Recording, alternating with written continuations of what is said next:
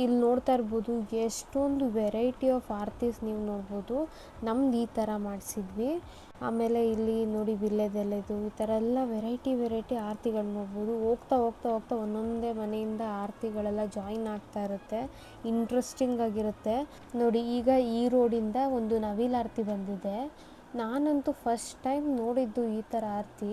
ಇದರಲ್ಲಿ ಆರತಿ ಇದೆಯಾ ಇಲ್ವಾ ಜಸ್ಟ್ ಡೆಕೋರೇಷನ್ ಏನು ಅಂತ ಗೊತ್ತಾಗಲಿಲ್ಲ. ಆಮೇಲೆ ಹತ್ರ ಹೋಗಿ ನೋಡಿದ್ಮೇಲೆ ಗೊತ್ತಾಯಿತು ಅಲ್ಲಿ ಆರತಿ ಇದೆ ಅಂತ ಹೇಳಿಬಿಟ್ಟು. ನಿಜವಾಗ್ಲೂ ಗ್ರೇಟ್ ಅಂತಲೇ ಹೇಳಬೇಕು. ಎಲ್ಲರೂ ಎಷ್ಟು ಚೆನ್ನಾಗಿ ರೆಡಿಯಾಗಿದ್ರು ಅಂದರೆ, ನಮಗಂತೂ 2:45-3 ಗಂಟೆ ಆಗೋಯ್ತು ಅಂದ್ಬಿಟ್ಟು ಫುಲ್ಲು ನಿದ್ದೆ, ಒಂದು ರೌಂಡ್ ನಿದ್ದೆ ಮಾಡಿ ಎದ್ವಿ. ಫುಲ್ ಟಯರ್ಡಾಗಿತ್ತು. ಆದರೆ ಇಲ್ಲಿ ಬಂದು ನೋಡಿದ್ರೆ ಎಲ್ಲರೂ ಮೊಗ್ಗಿನ ಜಡೆ, ಲೋಟಸ್ ಜಡೆ ಎಲ್ಲ ಹಾಕ್ಕೊಂಡು, ರೇಷ್ಮೆ ಸೀರೆಗಳು ಉಟ್ಕೊಂಡು, ಒಡವೆ ಎಲ್ಲ ಹಾಕ್ಕೊಂಡು, ಆ ಟೈಮ್ನಲ್ಲೂ ಎಷ್ಟು ಎನರ್ಜಿಟಿಕ್ಕಾಗಿ ಆರತಿನೆಲ್ಲ ಎತ್ಕೊಂಡು ಬರ್ತಾಯಿದ್ದಾರೆ.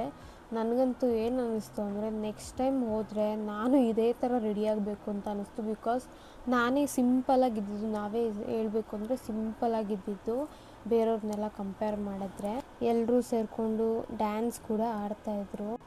ಊರಹಬ್ಬ ಅಂದರೆ ಹೀಗೆ ಅಲ್ವಾ, ಡ್ಯಾನ್ಸ್, ಮಸ್ತಿ, ಹಬ್ಬದೂಟ, ಆರತಿ, ಅಲಂಕಾರ, ಪೂಜೆ, ಈ ಥರ ಎಲ್ಲರೂ ಒಗ್ಗೂಡಿ ಹಬ್ಬ ಮಾಡಿದ್ರೆ ಎಷ್ಟು ಚೆಂದ ಅಲ್ವಾ.